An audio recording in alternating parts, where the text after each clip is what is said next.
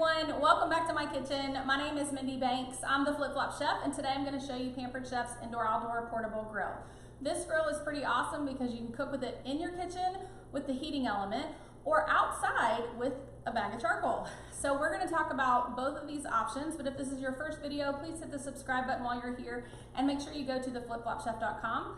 Click the button at the top of the page to join my recipe community where you'll have access to thousands of recipes, giveaways at least once a week, and more or bigger giveaways pretty often. So you're missing a lot if you're not in that group. So to find it again, you're going to go to theflipflopchef.com, click the button at the top of the page, and then join the group. Now we're going to go ahead and get started. I want to tell you what I've already done here. So I'm letting my grill cool down a little bit so that I can handle it again. But I went ahead and pre-cooked some grilled onions, and I did that on Pampered Chef's Rock Crock Grill Stone. This is the small grill stone. And if you're not familiar with our Rock Crock collection, we actually have a large grill stone that you can use on a regular size grill or in a Big Green Egg or another brand smoker that's similar to that. Our Rock Crock collection is heat safe to 752 degrees, and you can use it on the stove, in the oven, it goes in the microwave. It also goes in the dishwasher for easy cleanup, and it can go on your outdoor grill or your smoker. Now we have two Rock Crock casserole dishes. One is a 2.5 quart casserole dish, and the other one is a 4-quart Dutch oven. Both of those fit in our slow cooker base, which is sold separately, and you can use those Rock Crock pieces in all the same places that I just mentioned. The only place that you can't use the lids are on the grill or the smoker. And of course, under broiling, you're not going to be using a lid that way anyway. So this is just one large onion, and I sliced it up and oiled the food. You always want to oil the food, not the grill, okay? That's for both indoor, outdoor grilling. It keeps you from using too much oil, but it also really helps you get a better experience when you're grilling. You don't want to have any oil splattering around. So for this, sliced onions, and I drizzled them with oil and added some chili lime rub, which is from Pampered Chef. So this will fit perfectly inside of our indoor-outdoor grill. I'm going to move this out of the way for just a few minutes, and I'm going to show you the grill. So this is still a little bit warm, but I think I can handle it. Your grill can be used indoors with the heating element, outdoors with charcoal. Never ever use charcoal indoors. It is not safe to do that. So I want to make sure that I make that clear. And I will tell you that I almost never use charcoal. I prefer to just use the heating element both indoors and outdoors. So you can use the heating element when you're cooking on this grill outside, just like you can inside. But I keep a bag of charcoal in my garage because we do have hurricanes here in South Florida, and I'm thankful that when Ian came through, we didn't need this, but I have it just in case we need to be able to cook and we don't have power. So I'm gonna move the charcoal out of the way so that I can show you a little bit more about this grill. Now, what I have here is this is just the top to the grill, and it's not hot anymore, so I'm gonna set it directly on the countertop. Inside, we already have our charcoal tray. Now mine is all nasty and dirty because mine is not a brand new grill. And if we were using this outdoors with charcoal, you would put your charcoal kind of like in a diamond. You would light that and let it get hot. The instructions for that come with your grill. So make sure you're following the heating instructions and cooking instructions if you're using this outside. For today, we are going to use the heating element. So I'll show you how to put that in, but there is also on this grill for both indoor and outdoor cooking, there is a drip tray. So if you slide that out from the bottom, that's what's going to catch any fat and oils from what you're cooking. Now, when you are cooking indoors, if you're cooking something with a high fat content or high smoke point, you want to make sure that you're using this near a hood vent, like over your stove, or that you're near a window that you can open. You don't want to set off your smoke alarms, and you don't want your house to fill up with smoke. So you really don't have to worry about that. We have something that has a really high smoke point, which is going to be like burgers and bacon. So if you have a hood vent over your stove, that's the best place, or right by an open window. So let's go ahead and put the rest of this grill together. So I have the other pieces here, and I'm going to check to make sure this is cool enough for me to handle, because like I said, I already used this before I started this video. But this is the heating element here, and it's going to just slide in. The little rectangle piece comes out the side, and then those just slide right in. The heating element the power cord plugs into that heating element. You're going to want to make sure that you push it all the way in, and then take your power cord and plug it into your outlet. Now, we're going to take the cooking grate, so this is what you're actually going to cook on. We're going to place this inside, just like that, and I'm going to go ahead and turn my grill on high. Now I want to tell you a trick. When you're taking that grill grate out, if it's still a little bit warm and you don't want to use your fingers, you can take our saute tongs, and they fit right under here, and you can really easily pull this out and then have an oven mitt in the other hand. So while we're letting this heat up, I'm going to put the lid on it, and we'll get that nice and hot. And I'm going to show you all the different tongs that we have available.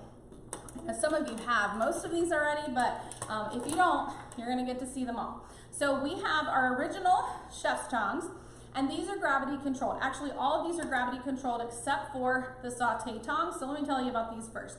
The saute tongs store completely flat like this. So you're going to want to make sure when you're storing them that you put them in your drawer or your turnabout or your canister, whatever you're storing them in, upright. Now, they're not going to work very well. You're going to need two hands if you don't flip it completely around. So you want these to kind of spring back. So that's how you use the saute tongs. And these are great for flipping over these onions like I did earlier, or if you're flipping shrimp or scallops, things like that. All four of these tongs that I'm going to show you next, they are all gravity controlled, so they all work the same way. You're going to get to see this several different times. They're gravity controlled. This is the large chef's tongs. These are the small. This is the pasta tongs, and these are our spatula tongs, which I'll show you last. So the way that these work, you point them up, and they're going to stay locked. They're not going to open. You flip them over, give it a squeeze, and gravity pulls this button down. You don't have to use your hand to pop this open. Just let gravity do the job. So you flip it over, squeeze, gravity pulls the button down. You flip it up, squeeze, gravity pulls that button down. So these are the large chef's tongs. These are the small. They work exactly the same way. Pasta tongs, flip them down, give it a squeeze, flip them up, and they close. Our spatula tongs are the newest tongs to our tong collection, and this is basically like having two spatulas but in a tong form. This is perfect for flipping over burgers if you're cooking those on the grill, or even if you're using a grill pan on the stovetop. So these are pretty cool, gravity controlled. So you flip them down and squeeze, and they open up, and so you can easily flip over your burgers. To close them, you point them up and let gravity pull the button down. Now, what we're going to do is we're going to get our chicken ready to go on the grill. Now, I have 3 chicken breasts here, and most of them are pretty thin, so they're not super, super thick. If you wanted to flatten them out, you can take the meat tenderizer and just flatten these just a little bit, and they'll all be more close to the same size.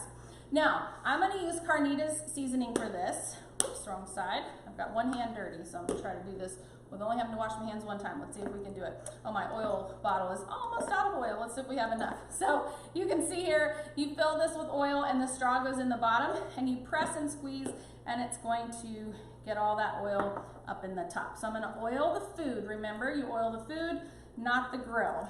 We're going to sprinkle the carnitas seasoning right over the top. And then I'm going to just press these down just so that seasoning sticks. Flip these over. And this pan that I'm using is part of the modular sheet pan set. Let's see if I can get a little bit more oil out of there. I had no idea I was so close to running out of oil. All right. But this is the larger pan from the modular sheet pan set. Now this pan doesn't go on the grill. I'm just using it for prepping. Okay, wash my hands. Get all that seasoning off, and then we will put these on the grill. Now I do want to show you our instant read food thermometer, which is a great tool to use when you're using the grill, because you will know when your food is fully cooked. So we're going to use the probe that comes on this string here.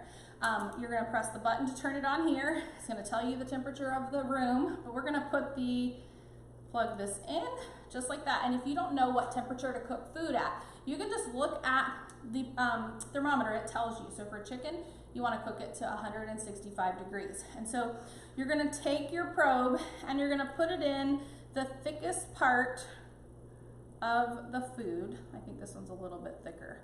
So I'm gonna put it in there, and then I'm gonna go ahead and take this off, and I'm gonna set this on my stove, since that lid is a little bit hot now.